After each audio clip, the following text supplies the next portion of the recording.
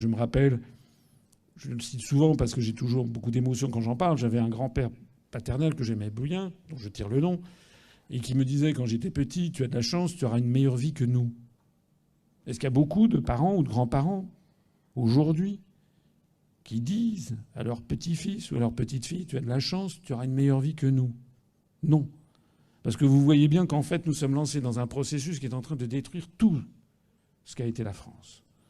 On détruit les services publics. On les privatise. Et ça, ce sont les rapports des grandes orientations des politiques économiques. Celui de 2015, qui a demandé la suppression de l'ISF. Celui de 2015, qui a demandé la mise en concurrence d'EDF et de la SNCF. C'est en cours. C'est les rapports des grandes orientations des politiques économiques prises en vertu de l'article 121 du traité sur le fonctionnement de l'Union européenne.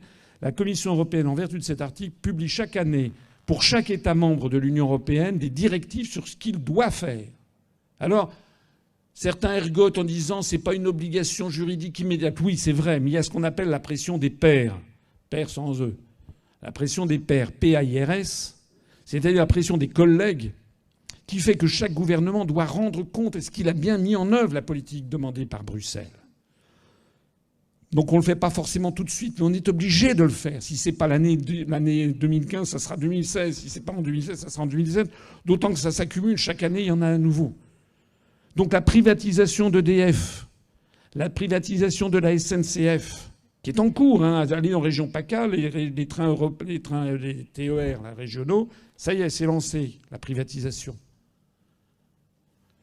La démolition du droit du travail, la fin du CDI, la démolition programmée du SMIC, la vente par appartement de tout ce que nous ont laissé nos parents, nos grands-parents, nos arrière-grands-parents, bientôt la vente des barrages hydroélectriques, tout ça, c'est programmé par Bruxelles au profit d'une oligarchie qui a décidé de mettre la main sur notre patrimoine collectif.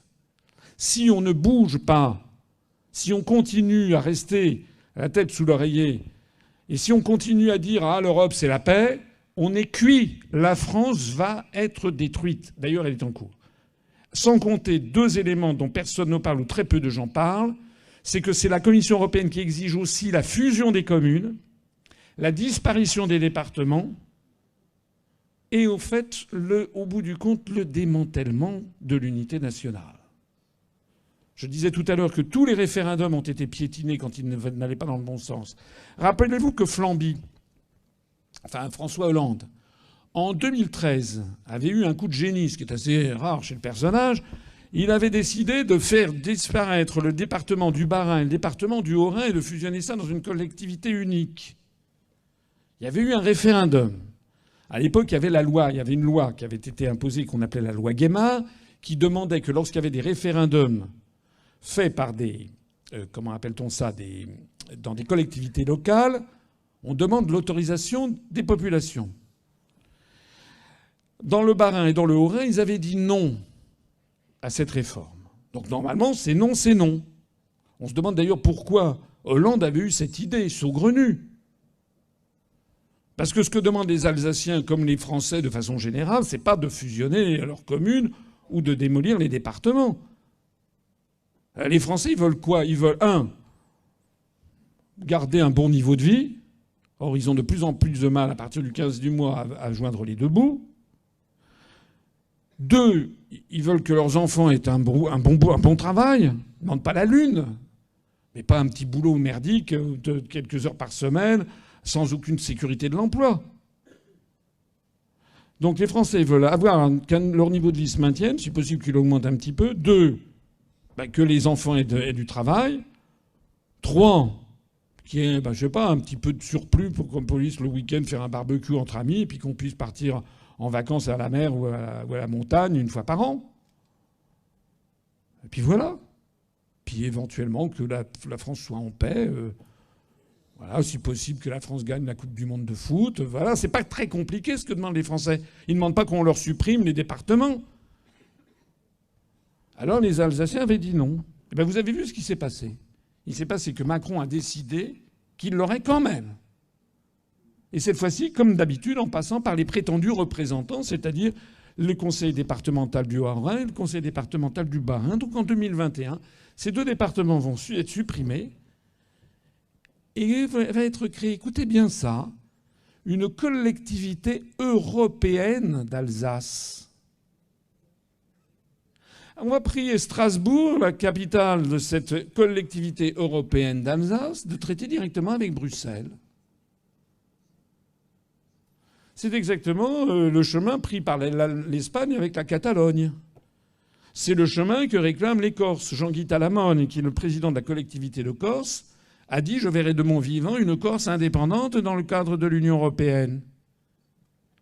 C'est aussi ce qui se passe en Bretagne, où vous avez des autonomistes qui réclament que le département de la Loire-Atlantique, et qui a toujours été breton avec le château d'Anne de Bretagne, soit rattaché à la Bretagne. L'objectif des européistes, je suis le seul depuis 10 ans à tirer la sonnette d'alarme. Au moment de la présidentielle, j'étais le seul à en parler. Je suis toujours le seul à en parler, mais tous les événements ne cessent de me donner raison. Il y a la politique des euro-régions qui vise à créer les États-Unis d'Europe.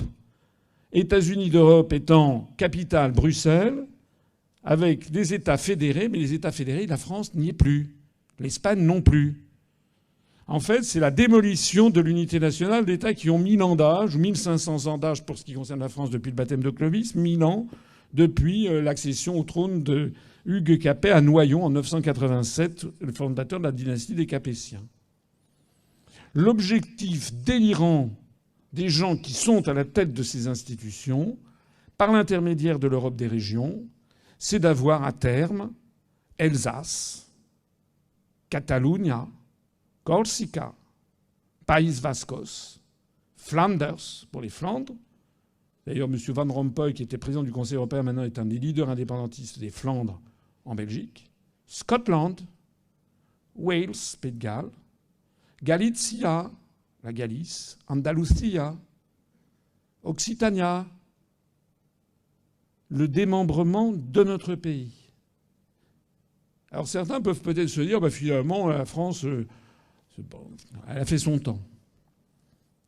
Que ceux qui seraient tentés par réfléchir, par raisonner dans cette direction, méditent bien avant de donner leur accord à quelque chose de cette nature. D'abord parce que j'estime, quant à moi, que nous sommes redevables d'un pays qui a 50 générations, qui a été le fruit de travail de 50 générations, que la France n'appartient pas qu'aux Français, c'est au patrimoine mondial, que nous sommes une vraie civilisation, une langue qui a donné naissance à une culture et à une écriture, à des romans, une poésie, un art dans tous les domaines, qui est une référence politique planétaire, qui est un pays qui est quand même la 5e ou 6e puissance économique mondiale, qui a la 2e zone économique exclusive, qui est membre permanent du Conseil de sécurité, du moins tant que Macron n'a pas encore bazardé le siège permanent au Conseil de sécurité.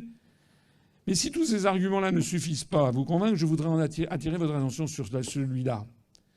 La France, avec tous ses atouts, a déjà les plus grandes difficultés à résister à l'impérialisme. Je ne vais même plus dire aux Américains, je dirais aux euro-atlantistes, plus exactement, à cet univers qui est en train d'arriver où les États sont dépossédés de leur pouvoir au profit d'une oligarchie faite de grandes banques et de grandes industries.